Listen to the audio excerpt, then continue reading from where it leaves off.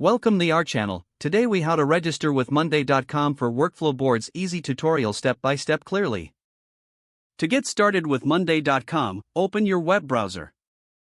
Type in www.monday.com in the address bar and hit enter.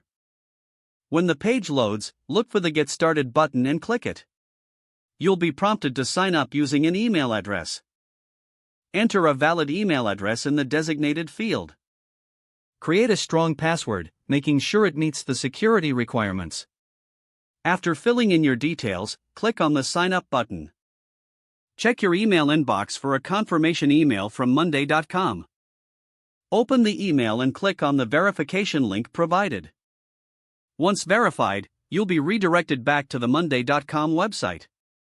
Now, you'll need to set up your profile. Fill in your name and any additional information requested. Choose a workspace name that suits your team or project. Next, you'll be offered pre-made templates. Browse through the available options and select one that meets your needs. After selecting a template, click on Use Template. This action will create your first workflow board. Take a moment to familiarize yourself with the board layout. You can edit columns by clicking on the column headers. To add new items, find the Add Item button and click it. Fill in the item details in the provided fields.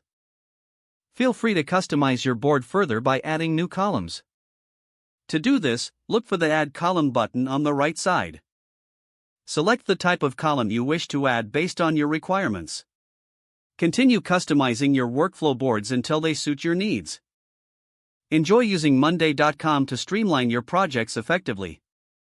You are now ready to manage your tasks with ease. If the page does not load, refresh the browser or try again in a private or incognito window. Make sure you are using the correct email address, then retype it carefully to avoid small typos. Don't forget to like this video and subscribe to our channel for more step-by-step tech guides.